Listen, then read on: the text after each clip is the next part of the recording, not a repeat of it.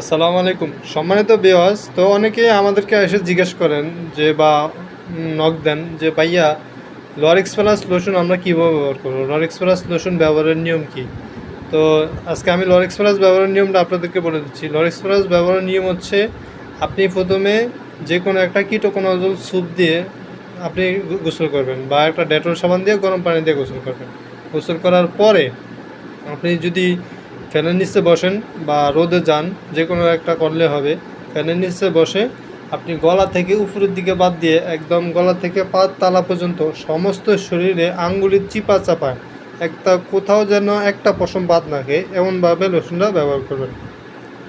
ব্যবহার করার 12 ঘন্টার ভিতরে আপনি গোসল করবেন না। তো এই 12 ঘন্টার ভিতরে যদি আপনি হাত পা ধোয়া পড়ার পরে বা উজু করেন বা খাবার খাইতে হয়, তো আপনি সুন্দর করে হাত পা ধুয়ে হাত ধুয়ে আপনি খাবার খাবেন। খাবার খাওয়ার পরে পুনরায় আবার লরিক্স প্লাস আপনি লাগাই দেবেন।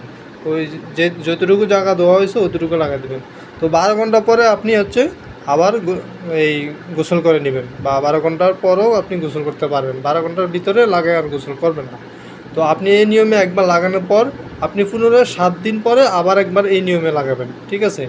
তো এর ভিতরে আপনি আর সাবান ব্যবহার করবেন না, যতটুকু সাবান না ব্যবহার করলে না। ধন্যবাদ।